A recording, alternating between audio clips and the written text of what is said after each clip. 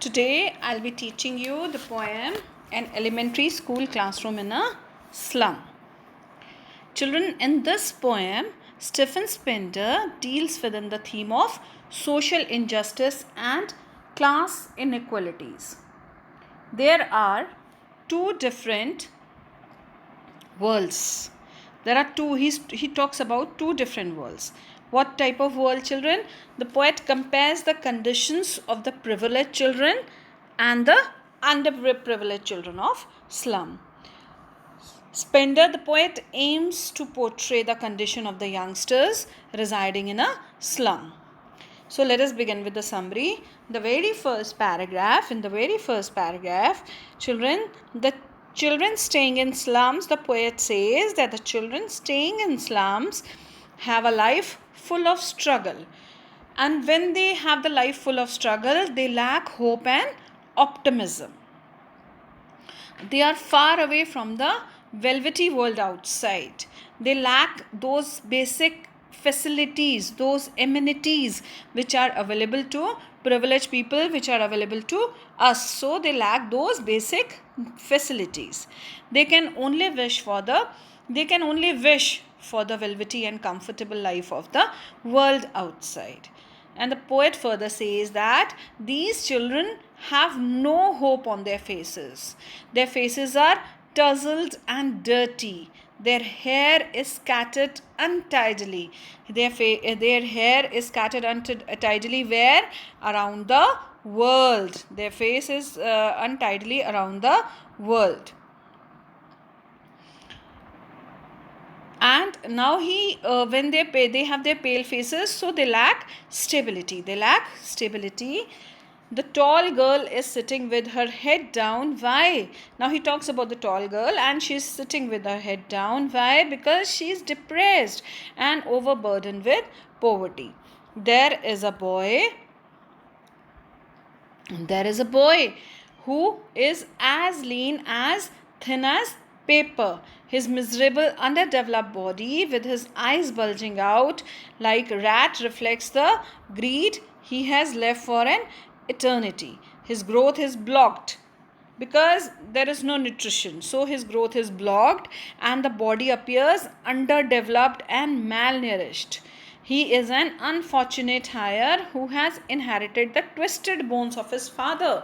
He has inherited that disease from his father because of lack of nutrition.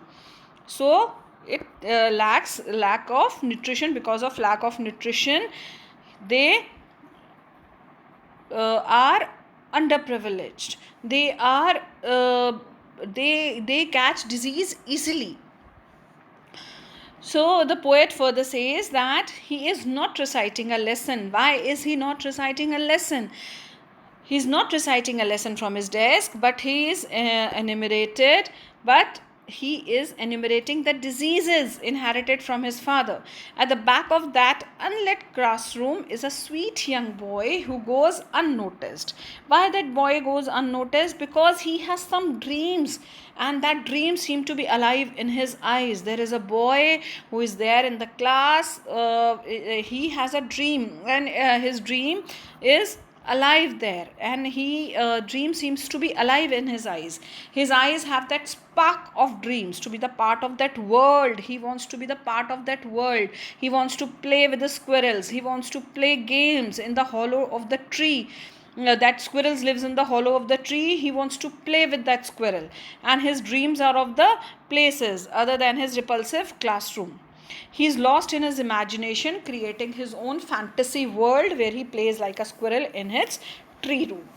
So that particular boy, the poet says that he's not interested in the monotonous environment of the classroom. That particular boy, he's not interested in the monotonous environment of the classroom, and that sweet boy goes unnoticed. He has some dreams which he wants to make those dreams alive. He wants to play outside. He wants to live his life. In the second stanza, the poet depicts the critical condition of the pale and dingy yellow walls of the classroom, and he compares the color of the walls to the sour cream the classroom has. And moreover, some people, they have donated the charts, they have donated the pictures of first there was a picture of Shakespeare which was probably donated, and the poet further compares the gifts given and donations in the picture of Shakespeare. He says that they are hung on the unpleasant creamy walls. And why unpleasant creamy walls? Children, here he means that unpleasant creamy walls depicts dejection. It depicts dejection. The children, they are not interested. The children, they want something new, they want to explore the world. So the pictures, unpleasant creamy walls depicts dejection. To them, they are of no use. Why they are of no use? Children, they are of no use because they rather they hate Shakespeare, and literature have no place in their lives. They want to live the world, they want to visit those places of the pictures which they are hung over there. They want to go there, they want to explore. And there is also a picture of a clear sky, Tyrolese Valley, which indicates, what does that valley indicates? Children, it indicates beauty and hope. What type of hope? With its bells and colorful flowers, it represents the world that celebrates civilization, progress, and heavenly splendor. That valley, it represents the world, that the world is celebrating heavenly, the world is celebrating civilization, progress, and heavenly splendor. Now further he says that there is also a world map. There is also a world map hung on the wall, and it is also again of no use. Why? The world map is also again of no use, children, because to them their world is narrow. Their world is restricted. Their world is narrow and stuck in the boundaries of poverty and misery. Their future is shaky, dark, and foggy. Their world is confined. Their world is confined where? Within the narrow streets of the slum, enclosed by the bluish grey sky. He further says that they are far away. They are living far away from rivers, seas that resemble adventure, excitement, and beauty, as well as from the stars. And what do the stars symbolize, children? The stars here symbolize wisdom. And what do wisdom brings? It can brighten their future. So stars symbolize wisdom that can brighten their future. Now coming up to the third stanza. Children, the third stanza, the poet feels that Shakespeare is wicked. Why Shakespeare is called wicked over here in this poem? As he is misleading those children through his words, portraying the world of ships, sun, love, which is not only unreal for them, but it has a negative impact on their mind. Shakespeare has portrayed love. Shakespeare has portrayed that world of ships where the existence for them, it does not exist, or those things does not exist in their life, so it is unreal for them, and it leaves a negative impact on their mind. This is the only reason the Shakespeare is being called wicked over here. And he further feels that this would instigate them for doing what? It would instigate them to steal. When they will see all those things, when they will see all that splendor, they will wish to gain them. And how would they gain? They would gain them by stealing, or they will adopt some unfair means, as they desperately make attempts to escape from their cramped holes. They are always desperate to go away from there. So their existence is indeed very sad over here.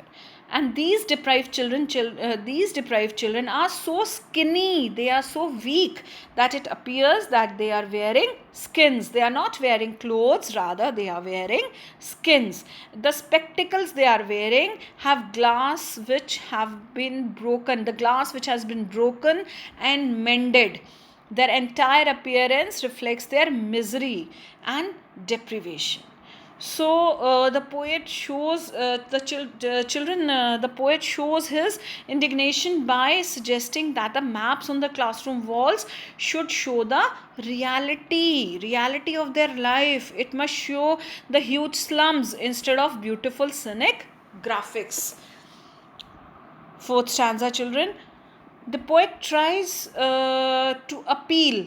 He tries to appeal to the teachers. In the fourth stanza, he is appealing to the teachers, to the governor, inspector, and visitor to become aware and sensitive, and he wants them to do something to improve the condition of these deprived children. The poet, he appeals them to do something to improve the devastating conditions of the underprivileged children. He says that they must try to align the world and transform their map, unlike the map of children with amenities. They should replace this map, and they should replace the map with the children, those who have the facilities. He wants that they should transform it.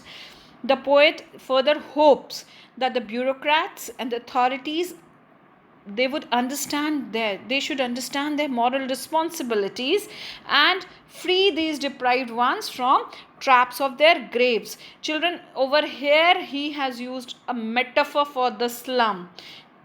He has used a metaphor. The poetic device used over here is a metaphor. He says that traps of their graves. He's comparing traps of their graves. So poetic device used over here is a metaphor. He wants all the barriers that keep them away from achieving the true education to be broken down. He wants the barriers to be broken down. He should be given an opportunity to come out of their narrow and shabby lanes and extend to the blue sky. And he further says that they should wave rising over the golden sands. The children must be given the freedom. What kind of freedom? To experience the wholesome bounties of nature's fields. And he says that these deprived children must be taught to express themselves freely. They should have the right to express themselves freely. He wishes that all distinctions that separate them from merging with the outside world be removed from their lives, and they too may have hope. What kind of hope, children? They too may have a hope of a better, more secure future. He says that they should have a secure future.